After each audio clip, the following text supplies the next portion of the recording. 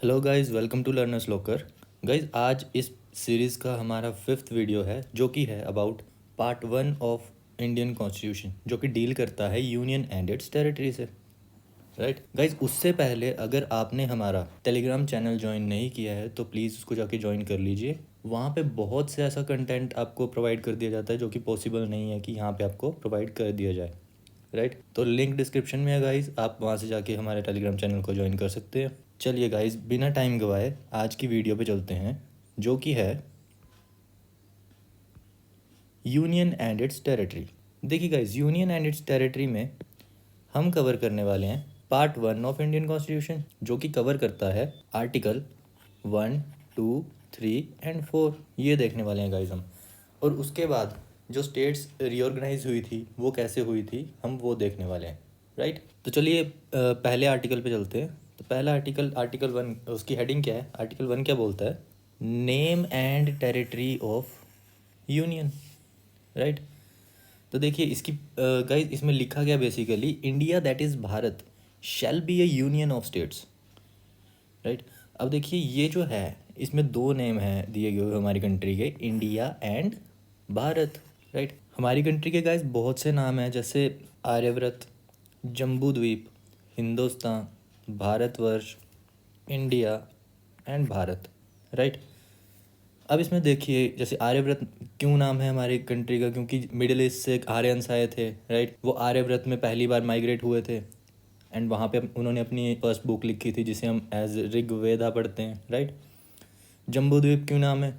क्योंकि जम्बू जो है वो इंडियन बैरी को बोला जाता है, इंडियन ब्लैक बैरी को बोला जाता है। राइट, हिंदुस्तान क्यों नाम है? क्योंकि सिंधु नदी के ईस्ट में जो है वो इंडियंस रहते थे।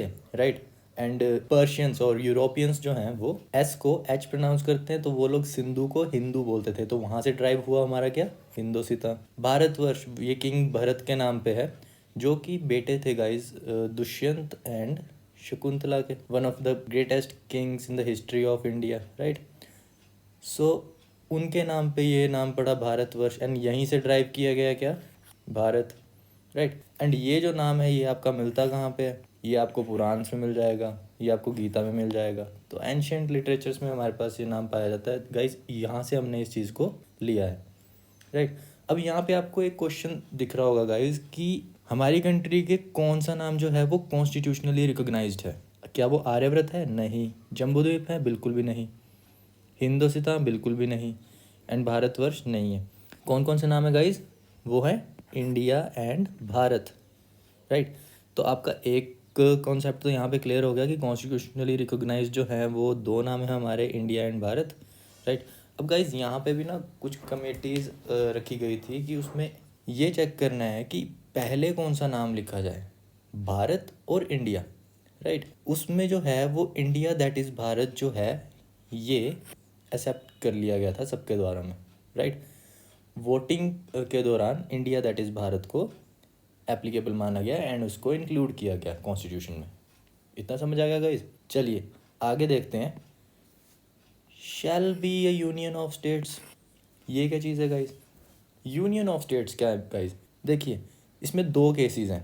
पहला क्या है कि हम ले लेते हैं बहुत सारी units. Right, for example A, B, C and D, ये चार यूनिट्स हैं जिनके बीच में हुआ है एग्रीमेंट। राइट, इस एग्रीमेंट के बाद इन्होंने क्रिएट कर ली एक बड़ी यूनिट।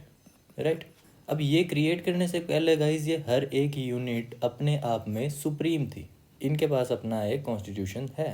राइट, इनके बीच में एग्रीमेंट हुआ किसी रीज़न की वजह से एंड इन लोगों ने खुद को यूनाइट किया एंड एक बड़ी यूनिट बना दी। राइट, फॉर एग्जांपल यूएस से।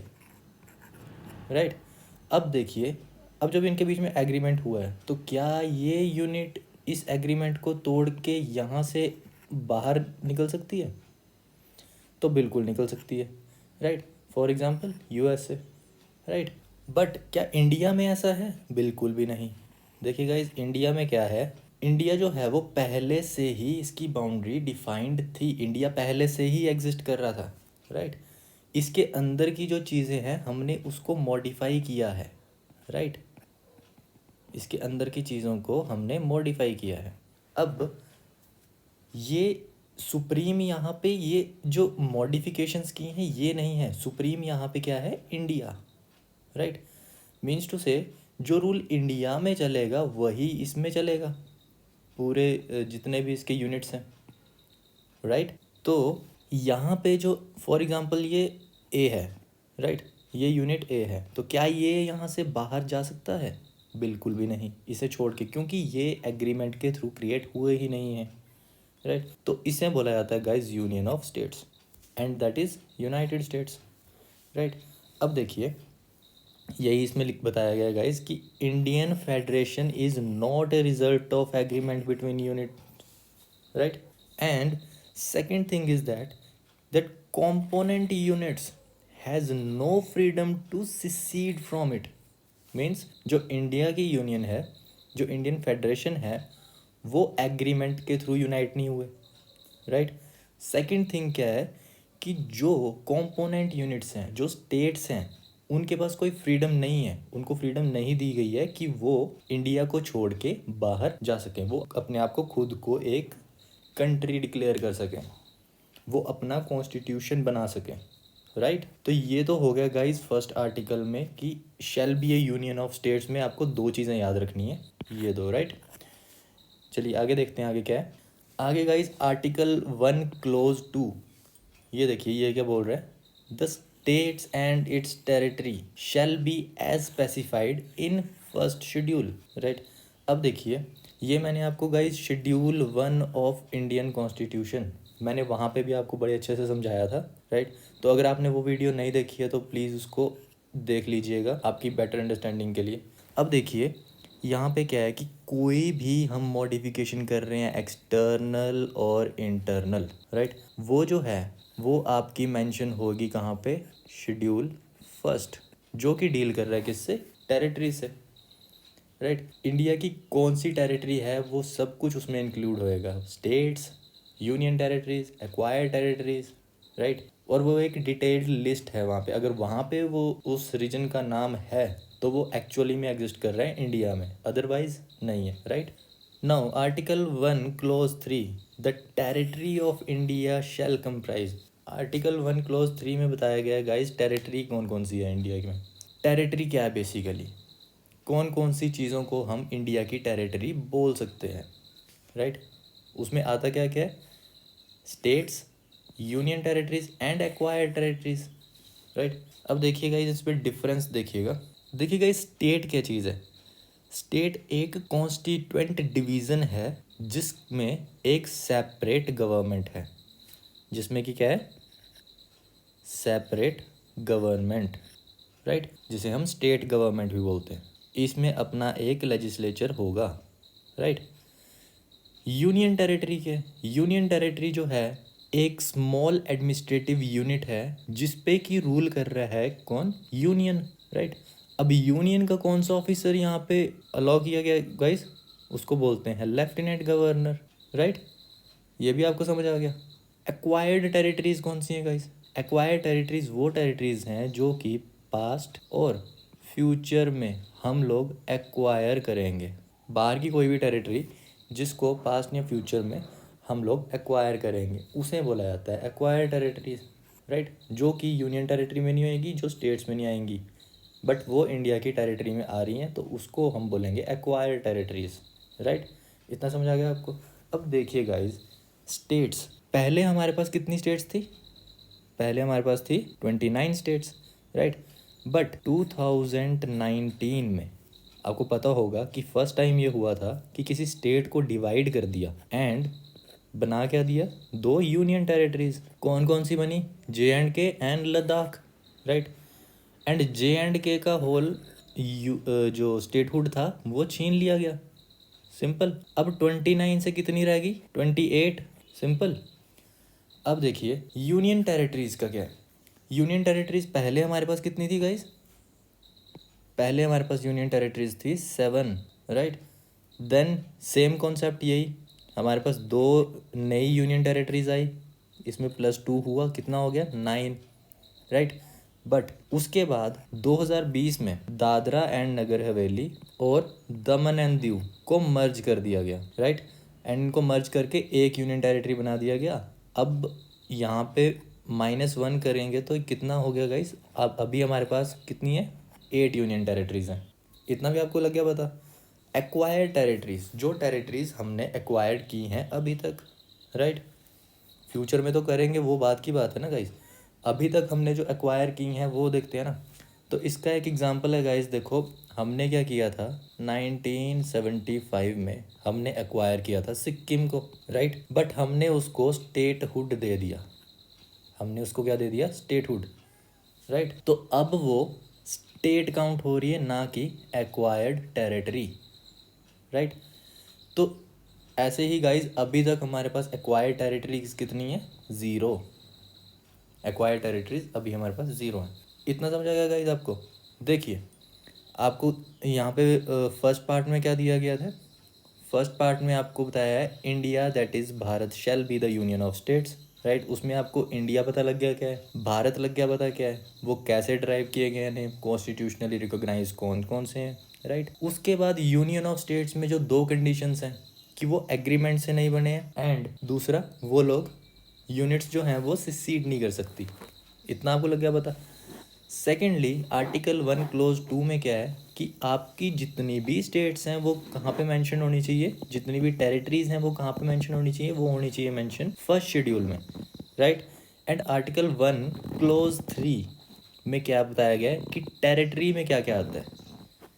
State, union territories and acquired territories, right? वो आपको लग गया पता? चलिए नेक्स्ट आर्टिकल देखते हैं गाइज। आर्टिकल 2 जो है वो बात कर रहा है एडमिशन और एस्टेब्लिशमेंट ऑफ न्यू स्टेट्स। अब एडमिशन ऑफ और एस्टेब्लिशमेंट ऑफ न्यू स्टेट्स क्या मतलब? बेसिकली यहाँ पे क्या बोल रहे हैं ये, क्या न्यू स्टेट जो है वो हम क्या अंदर की स्टेट्स बनाएंगे क्या?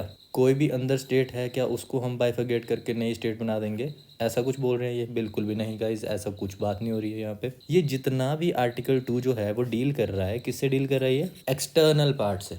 इंडिया के बाहर का जितना भी पार्ट होगा उसमें जो हम नई स्टेट्स ऐड करेंगे, बाहर के रीजन से हम कोई नई स्टेट ऐड करेंगे या नई स्टेट को एस्टेब्लिश करेंगे, राइट? तो वो किस आर्टिकल के अंडर कर सकते हैं हम? आर्टिकल 2 के। इतना समझ आ गया आपको गाइज? अब देखिए यहाँ पे पार्लियामेंट के पास 2 पावर्स हैं। कौन कौन सी? फर्स्ट कि वो ऐड कर सकती है नई स्टेट को इंडिया में, राइट?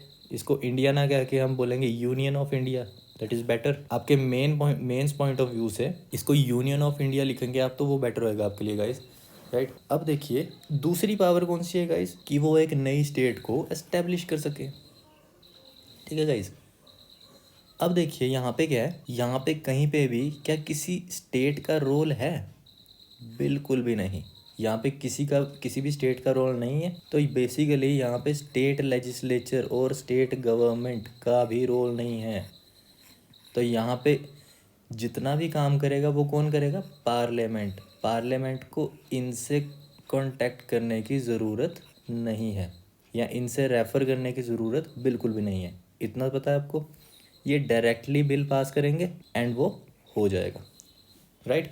चलिए आगे देखते हैं आर्टिकल 3 क्या बोल रहा है। आर्टिकल 3 भी कुछ ऐसी ही बात कर रहा है, बट आर्टिकल 3 जो है वो डील कर रहा है आपका इंटरनल पार्ट से। मीन्स अब जहाँ पे बात हो रही है इंडिया के अंदर की, कि इंडिया के अंदर की जो स्टेट की बाउंड्रीज़ हैं, जो स्टेट्स हैं, उनमें अगर मेरे को चेंजेस करने हैं तो वो होंगे किसके अंडर? आर्टिकल 3 के अंडर। मेरे को अगर आंध्र प्रदेश को डिवाइड करना है, राइट, एंड मेरे को तेलंगाना वहाँ से नई स्टेट क्रिएट करनी है, आंध्र प्रदेश की बाउंड्री डिफाइन करनी है, रीडिफाइन करनी है, राइट, इसका एरिया इंक्रीज़ और डिक्रीज़ करना है, इसका नेम मेरे को तेलंगाना रखना है, तो मैं किसके अंडर कर रहा हूँ? वो आर्टिकल 3 के अंडर। सिंपल। देखिए अब यहाँ पे पार्लियामेंट के पास क्या पावर्स हैं? वो बना सकते हैं एक नई स्टेट, इंक्रीज़ कर सकते हैं, डिक्रीज़ कर सकते हैं उसका एरिया, राइट, उसकी बाउंड्री को रीडिफाइन कर सकते हैं, राइट, और उसको नेम को चेंज कर सकते हैं उसके, राइट। अब देखिए पर यहाँ पे बात क्या है कि अब यहाँ पे जो है वो रोल आ जाता है किसका? स्टेट का। अब पार्लियामेंट को, अब यहाँ पे स्टेट को बिल दिखाना ज़रूरी हो गया गाइस, राइट, बट स्टेट का जो डिसीज़न है वो बाउंडेड नहीं है पार्लियामेंट पे, देखिए गाइस, स्टेट का जो भी डिसीजन होगा वो बाउंडेड नहीं रहेगा पार्लियामेंट पे, राइट। अगर स्टेट बोल रहा है कि नहीं, हमने जो नाम रखना है, हमने नाम रखना है तेलांगपुर, राइट, और पार्लियामेंट बोल रही है कि नहीं, नाम रखना है हमने तेलंगाना, तो बात जो है वो पार्लियामेंट की मानी जाएगी। स्टेट की बात ये माने चाहे नहीं माने, इनकी मर्जी है गाइस, राइट। तो इसका स्टेट का डिसीजन जो है वो पार्लियामेंट पे बाउंडेड नहीं रहेगा। एंड जो भी बिल इनको शो किया जाएगा वो भी टाइम बाउंडेड होता है गाइस, वो बाउंडेड रहेगा टाइम के साथ। वो कुछ टाइम के लिए इनको दिखाया जाएगा, उस टाइम में इनको उसका रिस्पॉन्स देना पड़ेगा। इतना आपको समझ आ गया? चलिए आगे देखते हैं। आगे आ जाता है गाइस आर्टिकल 4। जो भी लॉज और जो भी अमेंडमेंट्स जो हैं वो आर्टिकल 2 और 3 के अंडर की जाएंगी, राइट। उनको प्रोटेक्ट कौन कर रहा है? बेसिकली वो कर रहा है आर्टिकल 4, राइट।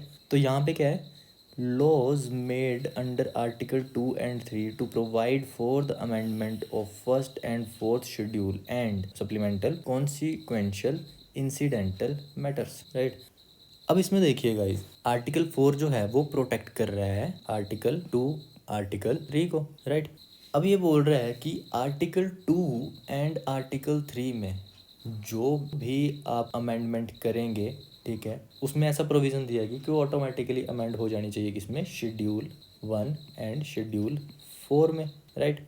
एंड ये 1 एंड 4 किससे डील कर रहे हैं? 1 जो है वो लिस्ट है स्टेट्स या और टेरिटरीज़ की, राइट। एंड फोर्थ जो है वो सीट्स है राज्यसभा की, राइट। दूसरी बात क्या है कि जो अमेंडमेंट पार्लियामेंट करती है यहाँ पे, राइट, उसको सेपरेटली अमेंड नहीं करना पड़ता है आर्टिकल 368 के अंदर, राइट। अब आर्टिकल 368 के अंदर जो अमेंडमेंट हो रही है उसको बोला जाता है कॉन्स्टिट्यूशनल अमेंडमेंट बिल, राइट, या constitutional amendment act, right. And इस एक्ट पास करने के लिए लगती है आपकी स्पेशल मेजॉरिटी, सिंपल। बट यहाँ पे जो हो रहा है, यहाँ पे इस चीज़ की तो नीड नहीं है, पर यहाँ पे क्या हो रहा है हो तो अमेंड ही रहा है ना कॉन्स्टिट्यूशन, बट हो कैसे रहा है? अंडर आर्टिकल 2 एंड 3, ठीक है। तो ये जो बिल होगा इसको बोला जाएगा ordinary bill. And ordinary bill जो है वो पास होता है विद सिंपल मेजॉरिटी। ये समझ आ गया गाइस? देखिए हमने यहाँ पे किया क्या बेसिकली, देखिए आर्टिकल 2 एंड 3 में जो भी अमेंडमेंट्स होंगी, राइट, उसका ऑटोमेटिकली आपको अमेंड करना पड़ेगा शेड्यूल 1 एंड शेड्यूल 4 को। 1 किससे डील कर रहा है? स्टेट्स और टेरिटरीज से, राइट। एंड 4 जो है वो डील कर रहा है सीट्स ऑफ राज्यसभा से। वो आपको यहाँ पे अमेंड करना पड़ेगा, तभी ये वैलिड माना जाता है, राइट। दूसरी चीज़ कि जो ये जो अमेंडमेंट होगी, पार्लियामेंट जो ये अमेंडमेंट करेगी, वो आर्टिकल 368 के अंडर सेपरेटली नहीं की जाएगी, राइट। अब क्योंकि ये आर्टिकल 368 के अंदर सेपरेटली नहीं हुई है, राइट, तो इसको बोला जाएगा गाइस ऑर्डिनरी बिल। है तो ये अमेंडमेंट बिल ही, बट ये ऑर्डिनरी बिल की तरह एक्ट करेगा। एंड ये जो बिल है ये पास होगा बाय सिंपल मेजॉरिटी, राइट। इतना आपको समझ आ गया? दूसरा, जो चीज़ें आर्टिकल 368 के अंदर अमेंडमेंट होती हैं उसे बोला जाता है कॉन्स्टिट्यूशनल अमेंडमेंट बिल या कॉन्स्टिट्यूशनल अमेंडमेंट एक्ट, जो कि पास होता है बाय स्पेशल मेजॉरिटी। अब ये simple majority and special majority क्या चीज़ें हैं गाइज, इसको हम करेंगे डिटेल में जब हम करेंगे मेजॉरिटीज़, राइट। अब एक स्टोरी सी जान लेते हैं गाइज। देखिए हुआ क्या था, क्योंकि बात हो रही है यहाँ पे यूनियन, स्टेट, टेरिटरी, राइट, कुछ ऐसी बातें हो रही हैं। तो ये हुआ क्या क्या था बेसिकली? अब स्टेट्स की बात कर रहे हैं तो स्टेट्स को देख लेते हैं ना। पहले देखिए गाइज, हुआ क्या था कि स्टेट्स जो थी वो 4 कैटेगरीज में डिवाइडेड थी। Part A, part B, part C and part D, right. ये आपको अगर हिस्ट्री पढ़ी है तो उसमें पता ही होगा आपको कि स्टेट्स जो हैं वो 4 पार्ट में डिवाइडेड थी, राइट। गवर्नर रूल करते थे, princely states, chief commissioner provinces, right, कुछ ऐसा पढ़ा होगा आपने तो। अब देखिए जो पार्ट ए स्टेट्स हैं उसमें थी टोटल 9 स्टेट्स, राइट, जिन पे रूल कर रहे थे गवर्नर्स, राइट। दूसरा था पार्ट बी स्टेट, जो थी 9 स्टेट्स जिन पे रूल कर रहे थे आपके प्रिंसेस, और उनमें लेजिस्लेचर भी था, राइट। थर्ड आ जाता है गाइज आपके पास पार्ट सी स्टेट्स, जो थी 10 थी, राइट। एंड इसमें जो है वो चीफ कमिश्नर रूल कर रहे थे, इनको चीफ कमिश्नर प्रोविंसेस भी बोला जाता था, राइट। एंड फोर्थ जो थी उसमें एक ही स्टेट थी guys, Andaman and Nicobar, right. अब उस टाइम पे कुछ मैप आपका ऐसा दिखता था, ये देखिए गाइस, कुछ ऐसा मैप दिखता था इंडिया का। अब यहाँ पे देख सकते हैं आप, यहाँ पे बॉम्बे भी एक अलग स्टेट है, राइट। यहाँ पे मद्रास है, बाद में लिंग्विस्टिक बेसिस पे मद्रास को वो करके आंध्र प्रदेश बनाएंगे हम, राइट। अब यहाँ पे हुआ क्या गाइस, देखिए, जब पार्ट ए बी सी और डी स्टेट्स थी तो यहाँ पे हुआ क्या कि गवर्नमेंट बोलने लगी कि इसमें एडमिनिस्ट्रेटिव वर्क जो है वो काफ़ी ज़्यादा टफ हो जा रहा है, ये बहुत एड हॉक हो रहा है, right. Word is ad hoc. तो हमें क्या करना है, स्टेट्स को कैटेगराइज करना है, राइट। तो स्टेट को कैटेगराइज कैसे किया जाए, तो वो बोल रहे थे कि क्यों ना स्टेट्स को लिंग्विस्टिक बेसिस पे कैटेगराइज किया गया, लैंग्वेज के बेसिस पे स्टेट्स को कैटेगराइज कर देते हैं, उसके बाद जो है वो थोड़ा इजी रहेगा, राइट। अब इस चीज़ की वैलिडिटी चेक करने के लिए, इस चीज़ को वेरीफाई करने के लिए कि क्या कितना वैलिड है कि स्टेट्स को लैंग्वेज के बेसिस पे हमें रीऑर्गेनाइज करना चाहिए, तो उसके लिए क्या किया, उसके लिए गवर्नमेंट सबसे पहले एक कमेटी लेके आई जिसका नाम था एस.के. धर कमेटी। अब गवर्नमेंट ने ये कमेटी अपॉइंट की थी to check the validation of for reorganisation of states on linguistic basis, right. तो अब यहाँ पे हुआ क्या गाइज, ये जो कमेटी आई इसने इसको अपॉइंट कब किया था, पहले तो इसको अपॉइंट किया था जून 1948 को, राइट। अब एस.के. धर कमेटी के जो चेयरपर्सन थे वो खुद एस.के. धर ही थे, राइट, तभी इसका नाम पड़ गया एस.के. धर कमेटी। अब गाइज इन्होंने अपनी रिपोर्ट दी दिसंबर 1948 को, राइट। अब इस रिपोर्ट में गाइज इन्होंने क्या बोला था कि जो लैंग्वेज है वो बैरियर है। वो क्यों बैरियर है, क्योंकि इन लोगों का कहना था, इस कमेटी का बेसिक कहना था कि अगर लैंग्वेज के बेसिस पे हम लोगों ने स्टेट्स को रीऑर्गेनाइज कर दिया, राइट, तो एक स्टेट में पर्टिकुलरली एक लैंग्वेज है, राइट, बाद में वो लोग अपनी कंट्री, अपने आप को अलग करने की डिमांड भी रख सकते हैं, राइट। और भी कुछ ऐसे रीजंस थे इनके जिसकी वजह से इन्होंने बोला कि इस लैंग्वेज को नहीं हमने रखना है, लैंग्वेज को वैलिडिटी हम कैंसिल कर रहे हैं, right. Language is the only barrier and the state must be reorganised on the basis of administrative convenience, right. Administrative convenience के अकॉर्डिंग हम स्टेट्स को रीऑर्गेनाइज कर सकते हैं। पर यहाँ पे क्या था कि गवर्नमेंट पे बहुत ज़्यादा प्रेशर था कि लैंग्वेज बेसिस पे आप स्टेट को रीऑर्गेनाइज कीजिए, क्योंकि ये चीज़ गाइज कभी 27 के आसपास गांधी जी ने भी कही थी, और वो लोग गांधी जी जो थे वो इसके पक्ष में थे उस टाइम पे। अब देखिए नेक्स्ट हुआ क्या कि ये चीज़ को, क्योंकि गवर्नमेंट के ऊपर प्रेशर था, तब कांग्रेस की गवर्नमेंट खुद ही बोल रही थी कि अब हम खुद चेक करेंगे इस चीज़ को, राइट। अब हम खुद चेक करेंगे, तो कांग्रेस के जो लीडर्स, कुछ लीडर्स ने मिलके एक कमेटी बनाई जिसका नाम था JVP committee, right.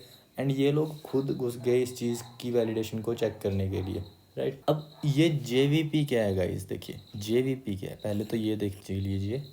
JVP means Jawaharlal Nehru, Vallabh भाई पटेल, पट्टा भाई सीतारमैया, इन तीनों को ही जानते हो आप, राइट, बहुत अच्छे से जानते हो, और कि ये लोग कौन थे। अब ये देखिए कि ये 3 लोगों की कमेटी थी, यहाँ पे थी, ये कुछ लीडर्स थे जिनके नाम पे इसका नाम JVP कमेटी पड़ा है गाइस। इन लोगों ने क्या किया, अपनी रिपोर्ट दी 1949 को, राइट। और इन लोगों ने भी सेम ही डिसीजन दिया जो कि एस.के. धर कमेटी ने दिया था कि लैंग्वेज जो है उसके बेसिस पे हम स्टेट्स रिऑर्गेनाइज नहीं कर सकते, क्योंकि बाद में ये लोग अपनी खुद की डिमांड कर सकते हैं कंट्री कि हमें अलग होना है, राइट।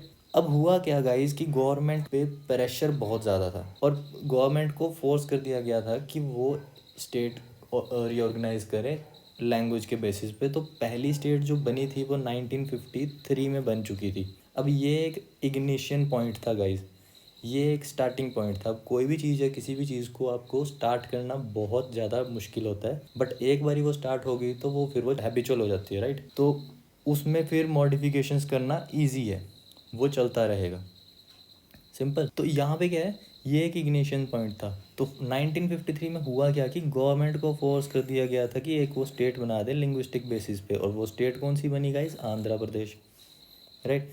अब आंध्र प्रदेश को बनाया किससे बाइफरकेट करके था, मद्रास से। और लैंग्वेज कौन सी थी जिसके बेसिस पे ये बनी, तो लैंग्वेज थी guys Telugu. Telugu speaking region जितना भी था उसको मर्ज किया और एक नई स्टेट क्रिएट कर दी गई थी 1953 में, जिसको बोला गया आंध्र प्रदेश, सिंपल। अब जो है ये तो स्पार्क छिड़ गया था, अब इसके बेसिस पे हमें और डेट्स बनानी ही पड़नी थी लैंग्वेज के बेसिस पे, राइट। तो उसके लिए हुआ क्या, उसके लिए गाइस एक गवर्नमेंट ने अपॉइंट किया स्टेट रीऑर्गेनाइजेशन कमीशन। दोबारा से इन्होंने एक कमीशन बनाई जो कि इसकी वैलिडिटी को चेक कर सके, राइट, कि क्या ये वैलिड है। अब तो एक बन भी गई है, क्या ये काम कर रहा है, क्या ये ठीक काम कर रहा है, स्टेट्स को जो है लैंग्वेज बेसिस पे क्या हम कर सकते हैं रीऑर्गेनाइज। तो उसकी वैलिडेशन चेक करने के लिए दोबारा से गवर्नमेंट ने क्या किया, स्टेट रीऑर्गेनाइजेशन कमीशन। और ये जो कमीशन है इसको अपॉइंट किया गया था गाइज दिसंबर 1953 में, राइट, दिसंबर 1953 में। एंड इसमें 3 मेंबर्स थे, राइट। पहले तो जो इसके चेयरमैन वो खुद फजल अली थे, राइट। 2 और मेंबर थे गाइज इसमें, वो थे KM Panikkar and HN Kunzru, right. अब देखिए इन लोगों ने क्या किया, इन लोगों ने इसको रीचेक किया एंड अपनी रिपोर्ट दी सितंबर 1955 को। रिपोर्ट में इन्होंने क्या बोला, इन्होंने इस चीज़ को एक्सेप्ट कर लिया, इन्होंने इस चीज़ को ऑथेंटिक कर दिया। अब यहाँ पे ये बोल रहे हैं कि state must be reorganised on a language basis, but इनका भी कुछ एक क्राइटेरियाज थे, इन्होंने 4 नॉट फोल्ड रखा था, इनकी कुछ 4 शर्तें थी, राइट, कि वही कि स्टेट्स जो हैं वो बाद में अपने आप को बाहर नहीं निकाल सकती, अपनी कंट्री क्रिएट नहीं कर सकती, कुछ ऐसी इनकी शर्त थी, राइट। वो आप देख सकते हैं बाद में। बट अभी यहाँ पे क्या है, फजल अली रिपोर्ट में क्या है कि सितंबर 1955 को ये रिपोर्ट आई और इन लोगों ने इस चीज़ को वैलिडेट कर दिया, right. After that state reorganisation act, right, seventh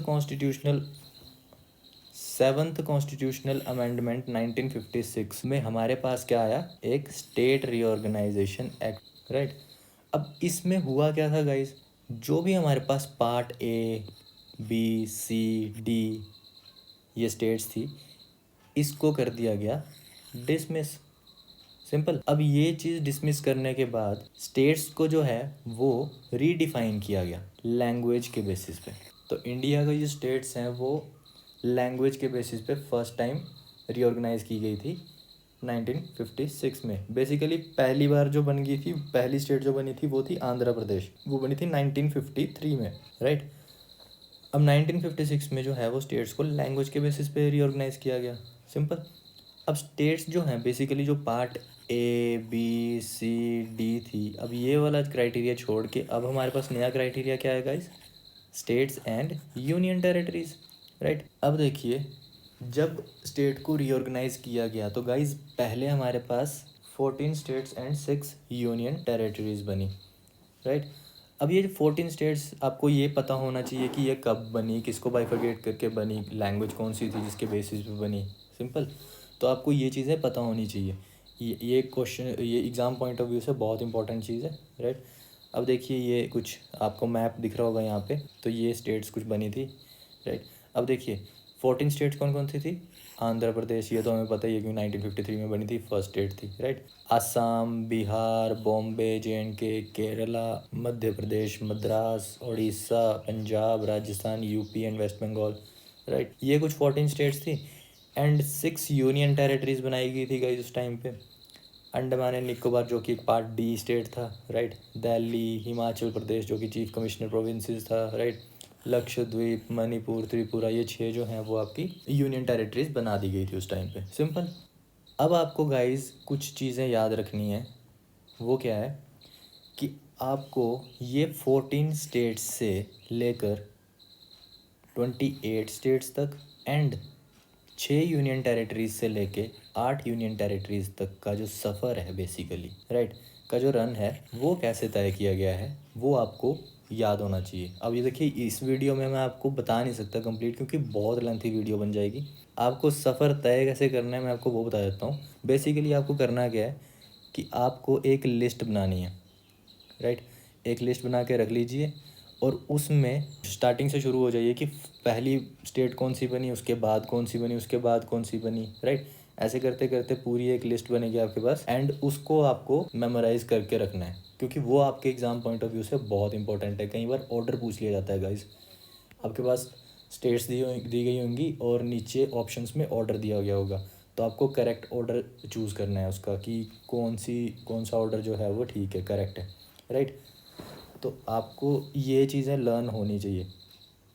बाकी आज का लेक्चर में बस इतना ही गाइज। अगर अगर इस लेक्चर से रिलेटेड आपको कोई भी प्रॉब्लम आ रही है, कोई क्वेश्चन है, कोई क्वेरी है, तो आप लोग हमें कमेंट सेक्शन में पूछ सकते हैं। हम लोग डेफिनेटली उस चीज़ को रिजॉल्व करने की कोशिश करेंगे। एंड गाइज, अगर आपको वीडियो पसंद आती है तो प्लीज़ इसको शेयर कर दिया करो, चैनल को सब्सक्राइब कर दिया करो, हमें थोड़ी मोटिवेशन मिल जाती है गाइज इससे। एंड अभी चैनल नया है तो थोड़ा सा बूस्ट मिलता है, एंड फिर हम और भी ज़्यादा अच्छे से इस चीज़ को प्रिपेयर करेंगे। बाकी मिलते हैं आपने नेक्स्ट लेक्चर में, तब तक के लिए थैंक यू।